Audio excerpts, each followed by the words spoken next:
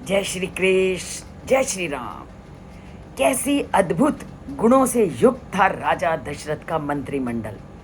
राजा दशरथ के मंत्रीगण, कोई भी ऐसी चीज नहीं थी जो उसकी नजर से छूट जाती थी।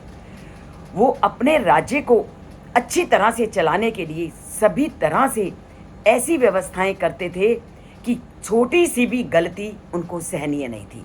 उसी का वर्णन वो आज के श्लोक में करते हुए वाल्मीकि क्या कहते हैं? तेषाम विदितम किंचित स्वेषु न अस्ति परेषु वा क्रियमाणम कृतम वा अपि चारेण अपि चिकीर्षितम। अब राज्य को अच्छी तरह से चलाना है तो उन्होंने अपने जो गुप्तचरों की व्यवस्था की थी वो भी अद्भुत ढंग से की थी। उन्होंने हमारे राज्य पर कोई आक्रमण ना कर दे, कोई शत्रु हमें घेर ना ले, इसकी वो पल पल की खबर रखते थे। किसके द्वारा? अपने गुप्तचरों के द्वारा। तो राजा का जो अंग रक्षक थे, जो उसका मंत्रिमंडल था, वो पूरी तरह से ऐसे अपने राज्य की रक्षा करता था। किनके माध्यम से?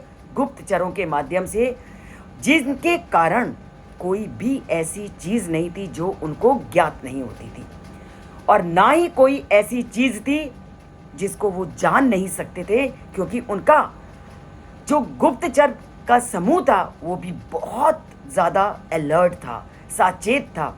हर समय वो इस व्यवस्था को देखते रहते थे कि कहीं कोई भी शत्रु उन पर आक्रमण ना कर दे।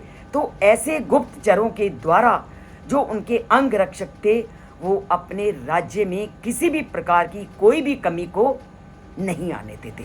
तो उन मंत्रियों के लिए अपने राज्य में अथवा दूसरे राज्यों में कोई भी किया गया या किया जाने वाला कार्य ऐसा नहीं था जो उनके अंग रक्षकों को पता नहीं था।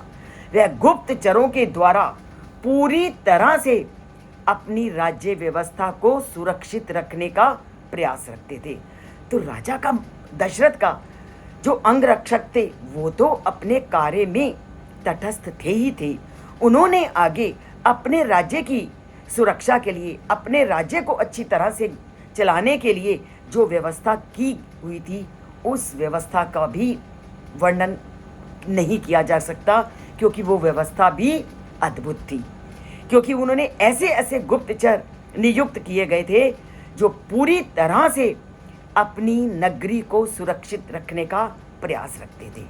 तो ऐसे ही गुप्तचरों की, ऐसे ही लोगों की आज भी ज़रूरत है, ताकि कोई भी जो शत्रु है हमारी और आंख उठाकर ना देख सके। इसलिए कहते हैं आजकल भी प्राचीन ग्रंथों का उतना ही महत्व है जितना पहले था। तो पढ़िए रामायण को, जानिए रामायण को, और कैसे अपने जीवन को सुव्यवस्थित करना है उसके एक एक श्लोक से समझिए और जीवन को सार्थक कीजिए। तो इसके लिए सब्सक्राइब नहीं किया तो सब्सक्राइब कीजिए, जन जन तक रामायण को पहुंचाइए, ताकि सबका जीवन राममय आनंद से परिपूर्ण हो जाए। इसके लिए चैनल को लाइक कीजिए, सब्सक्राइब नहीं किया तो सब्सक्राइब कीजिए। राममय जीवन से जुड़ते जाइए।